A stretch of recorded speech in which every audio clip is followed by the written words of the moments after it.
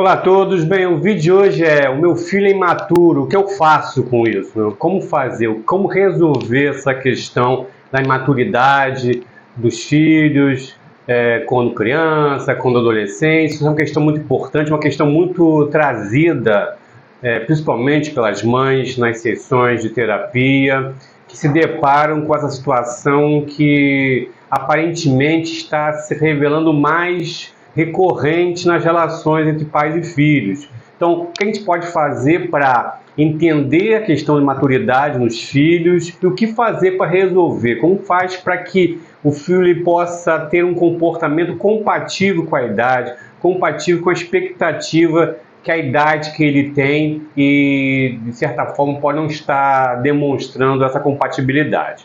Vamos repetir um pouquinho sobre isso? Vem comigo! Vamos falar um pouquinho, como é que se faz para lidar com a imaturidade, a aparente imaturidade do meu filho. O que é importante, primeiro, a gente tem que entender o conceito de maturidade. O que significa maturidade? Qual é o tipo de atitude, comportamento de uma pessoa que demonstra maturidade? Mas antes disso, vamos dar o like aqui no canal, vamos se inscrever se não está inscrito, ativar as notificações e compartilhar o vídeo para as pessoas e para os grupos que vocês acham que esse conteúdo vai ajudar no seu aperfeiçoamento emocional e psicológico, ok? Então eu vou colocar aqui qual é o conceito de maturidade, porque partindo desse ponto, desse princípio, a gente vai começar a ter uma noção de como faz para entender a maturidade e se o meu filho não demonstra essa característica, o que eu posso fazer para que ele possa desenvolver essa maturidade e que ele possa se relacionar de uma forma compatível com a sua idade e o biotipo e a expressão que ele tem. Então vamos dar uma olhada aqui no conceito de maturidade.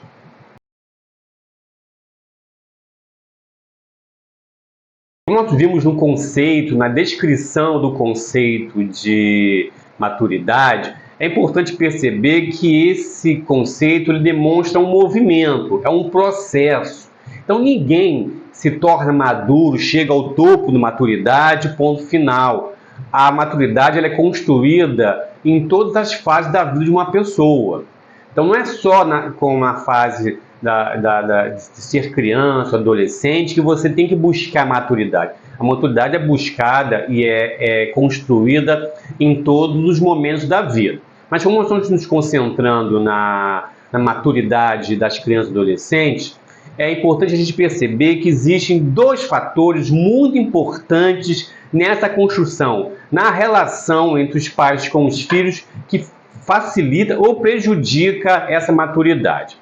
Os dois pontos são a exigência e expectativa. Expectativa e exigência. O que eu quero dizer com isso?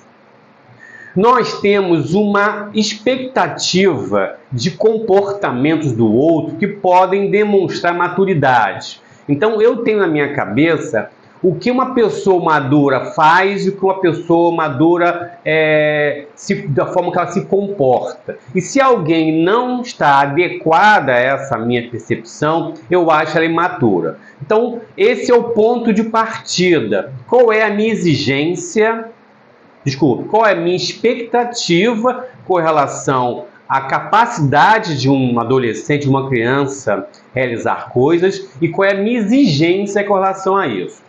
Fazendo a reflexão sobre isso, o entendimento e percebendo se realmente as suas expectativas e depois as suas exigências estão compatíveis com a busca da maturidade do seu filho, nós partimos para os outros pontos, os outros 3 pontos que vão ajudar você a trabalhar essa maturidade com os seus filhos. O primeiro ponto é o seguinte: a atitude dos pais. O comportamento pessoal dos pais influencia muito na maturidade dos filhos. Então, se os pais têm um comportamento imaturo, se eles não lidam com as situações de uma forma madura, é claro que isso vai influenciar os seus filhos na sua maneira de ser e de agir. Então, eu tenho que primeiro fazer uma compreensão, uma análise do meu comportamento como pessoa, como eu lido com as situações, como eu lido com as pessoas. Porque os filhos, né, os pais são o seu referencial, eles observam tudo o que o pai e a mãe está fazendo. Então é importante eu fazer essa análise. Como é que é a minha atitude com relação às coisas? Será que eu exijo do meu filho uma atitude e a minha atitude é totalmente diferente, totalmente contrária ao que eu estou pedindo? Então essa avaliação é muito importante, porque às vezes eu tenho uma expectativa e uma exigência de um comportamento que eu mesmo não demonstro. Qual o outro ponto? Outro ponto é a relação com os filhos. A sua relação com o filho é muito importante. E daí parte a necessidade de uma interação, de uma compreensão e de uma afinidade entre o pensamento tanto da mãe quanto do pai com relação ao seu direcionamento com relação aos filhos. Eu vejo muito isso em casais separados, né, os pais se separam, que ambas as partes tentam criar o seu filho, quando está em contato com ele, da sua própria maneira. E às vezes essa maneira é incompatível com a outra. Então a criança ou adolescente tem um contato com o pai de uma forma, e ao ter o contato com a mãe é uma outra forma. Como é que eu vou buscar a maturidade do meu filho se ele não consegue ter a percepção de qual é o procedimento, o comportamento que é aceitável? Se uma figura de autoridade que o meu pai faz de uma forma, lida comigo de uma forma, e a outra figura de autoridade que é minha mãe lida comigo de outra forma. Então, assim, essa relação com os filhos é muito importante. Quando tem essa diferenciação, e, por exemplo, uma parte é muito mais permissiva com as atitudes do filho e a outra muito mais exigente, é claro que o filho ele vai tender para o lado de menor esforço. Então, se essa pessoa, que é uma autoridade, está dizendo que tudo é possível, que não me coloca regras, não me faz ter o entendimento das regras, das possibilidades, e a outra pessoa fala que existem regras, que tem limites, é claro que eu vou tender para o lado onde tudo é possível e a minha imaturidade acaba sendo acentuada. Então, a relação dos pais com os filhos nesse sentido é muito importante. E, por final, a relação dos filhos com o mundo. As crianças e adolescentes dos anos 80, 90, elas tinham um universo de contato com o mundo muito restrito. Apesar de o contato pessoal era maior. As crianças e adolescentes tinham um contato pessoal, né, com outras crianças e adolescentes muito maior que tem hoje. Mas hoje a amplitude das suas relações é muito maior. Eles têm contato com pessoas do seu núcleo próximo, como as crianças e adolescentes tinham antes, né? A escola, a família, a vizinhança, mas também tem contato com crianças e adolescentes do resto do mundo e recebe todas essas influências. Então é muito importante a gente ter cuidado com esse contato. Hoje, os adolescentes, as crianças, elas vivem muito ali no celular, na internet, recebendo vídeos, frases, demonstrações disso, daquilo, demonstrações de comportamento assim, assado. E quando elas demonstram isso, os pais se tomam um impacto.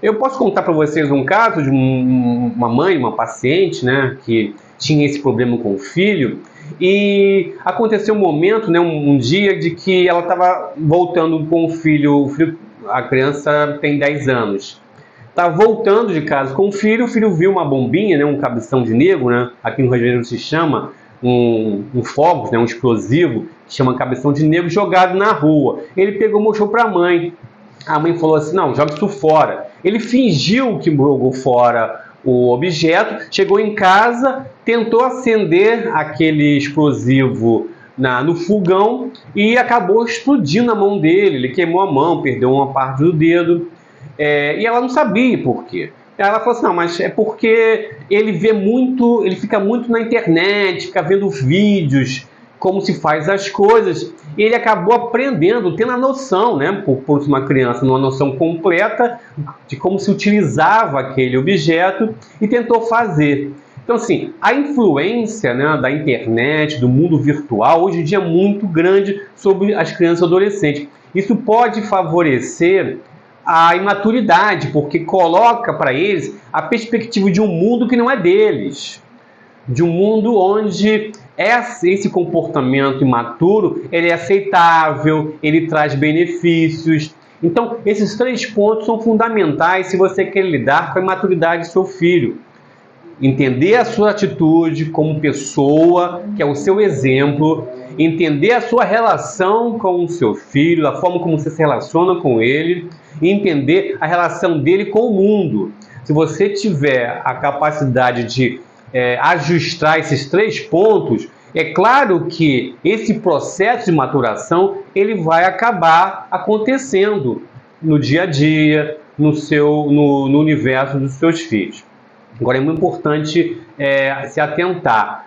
Não é no momento que ele demonstrar imaturidade que você tem que atuar, não. Porque o momento de maturidade ele demonstra um processo de aprendizado com relação àquela atitude. Então, se uma criança ela demonstra incapacidade, frustração de lidar com a perda, é porque ela foi, né, nesses 3 pontos que eu citei, sendo educada de que a perda ela não existe ou não posso aceitar.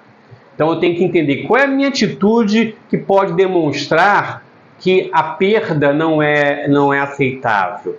Qual é a minha relação com o meu filho que eu acabo passando por momentos onde eu acabo permitindo que ele entenda que a perda não existe, e quando chega o momento de estresse e de externalizar toda aquela raiva, é ali que eu tento resolver.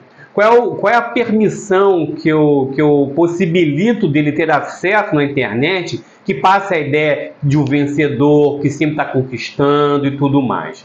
Então é importante a gente se atentar para isso. Não é o momento que ele demonstra a sua imaturidade que vou resolver.